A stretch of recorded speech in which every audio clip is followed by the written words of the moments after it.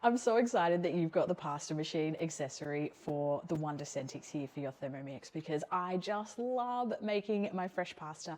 I've got 2 recipes free on the website, one for your regular wheat fresh pasta and also a gluten-free pasta, so everyone can enjoy fresh pasta.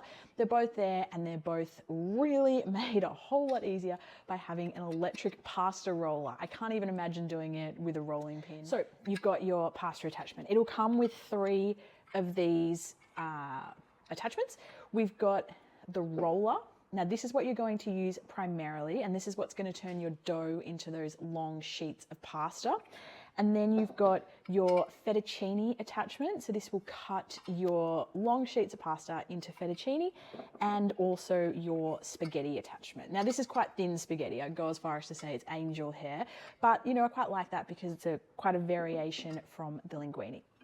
So these 2 we'll put aside because we won't be using them as much, but what we will be using is the pasta roller here. And this one has a knob on it, unlike the other 2, because we can change the thickness of this part of the roller from an 8, which is actually the thickest, which is a bit different to the pasta machine I used to have. So I'm not sure if you're familiar with pasta machines, but often the 0 is the thickest. On our one here, 8 is the thickest, and we go all the way down to 0, which is the thinnest, effectively giving us 9 different thicknesses to use on our machine, which is, you know, which is brilliant.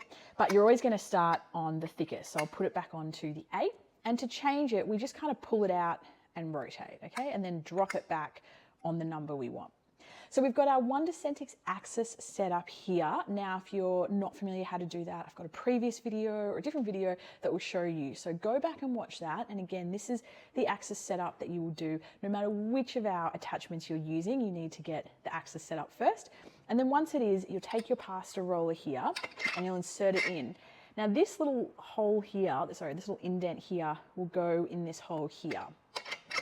And if it doesn't fit in, I mean, this is fitting in beautifully, but if it doesn't fit in, sometimes you just need to give it a bit of a wiggle like that, and then it will slide in. And really, you can see there's no space between there. I can feel that that's firmly in, so that's secure. Then I will tighten up the knob there. Now, like I said, you're always going to start on the widest setting when you're using a pasta roller, which in this case is 8. Remember also, I've got my little foot in the side of the Thermomix, and then I'm going to run this on reverse speed 3. And that roller is going around and around, and I can lower my pasta into it now. Then when we're done, we stop and we can lift this out and actually roll it to speed 7 to do our next one. If you're wanting more detail on how to actually make pasta, I've got the separate video and the separate recipes for those. So we keep going down and just pulling the knob out and rotating it until we, you know, get the number we want. And then when we're done rolling and we've got our long sheets, we'll unscrew the knob here, pull out our roller, and then we're going to take our cutter. In this case, I'm going to use the angel hair, and we're going to do the same thing. We're just going to insert that in. Now, this one isn't inserting in as smoothly as that first one was, and that can be because this is at a slightly different rotated angle. That's totally fine, and probably a good example for us to use on this video. So I can't just push him all the way in. So what I need to do is I just need to give him a bit of a wiggle, and that resets the axis in there to be perfectly square on, and then you saw he just pushed in.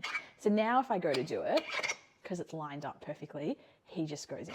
So sometimes it'll be a matter of this, and sometimes it'll be just a bit of a jiggle until he's in tight, and then once he's in, we screw him on. We go reverse speed 3, and we cut our pasta. Now, to take care of these, you never ever want to get them wet, and there's no need to anyway, because all that's going to be on here is a bit of flour. So there's a little brush that comes in your kit, and you're just going to brush the excess flour and just store these in the drawer as is. The worst mess you're ever going to get on your pasta machine is some dough. Now, if that happens, what I'd say is next time, flour your dough a little bit heavier before running it through the machine, and then you won't get any bits stuck.